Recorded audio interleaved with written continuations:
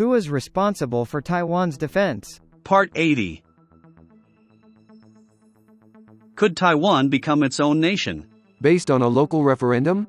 Or if not, what other viable options are available for the future?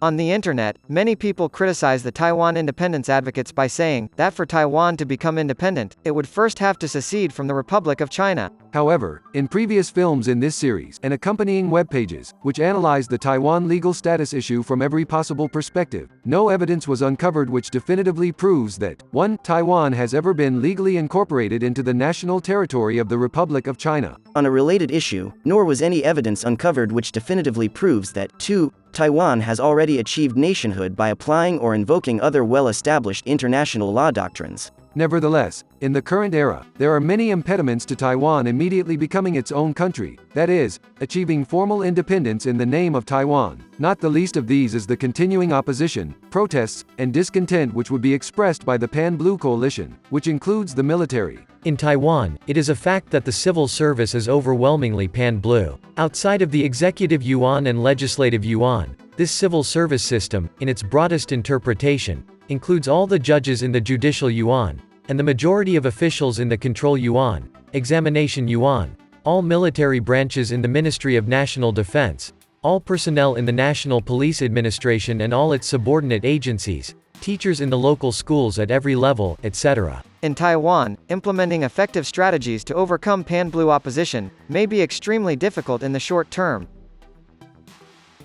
In response to this, some concerned Taiwan people have suggested that Taiwan might want to somehow develop closer ties with the United States, especially in regard to the issue of dealing with Taiwan's national defense needs. They have suggested that a referendum on Taiwan somehow joining the United States might be a feasible methodology to reorient Taiwan's future direction for development. U.S. constitutional provisions. Unfortunately, under the U.S. Constitution there is no provision whereby any particular geographic area in some corner of the globe can apply to join the United States as a state. Notes. 1. After reading the Admissions Clause of the U.S. Constitution, Article 4, Section 3, Clause 1, some people strenuously object to the above conclusion. However, they overlook the facts that established historical precedent and later Supreme Court decisions have confirmed that the Admissions Clause only applies to incorporated geographic areas in North America. 2. The difference between incorporated and unincorporated territory was clarified in several U.S. Supreme Court rulings in 1901. 3. As regards overseas geographic areas, after 1898 all overseas territories or other areas which have some significant historical connection to the United States are regarded as unincorporated by default. Hawaii was the only exception.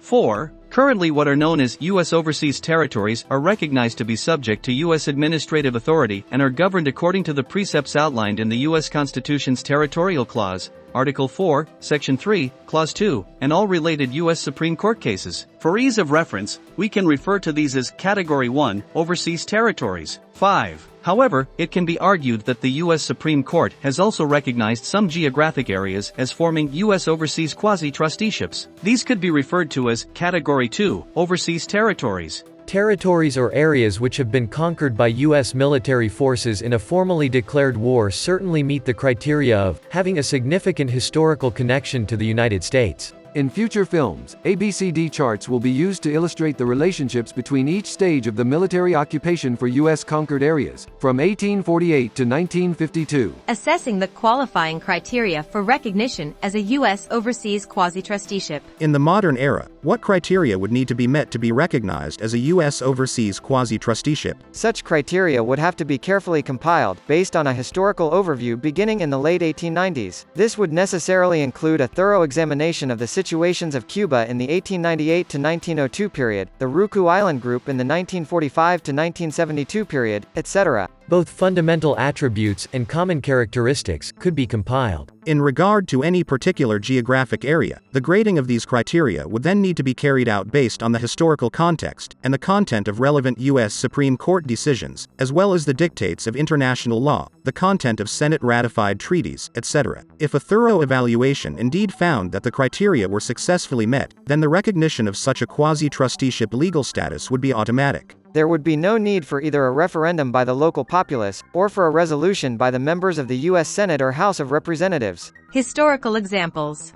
It is known that such a strategy was successfully used by Cuba after the Spanish-American War and the Ryukyu Island Group after World War II, and this resulted in a confirmation of their status under U.S. administrative authority. In summary, qualifying as a U.S. overseas quasi-trusteeship would be one possible methodology for Taiwan to formally enter into closer relations with the United States.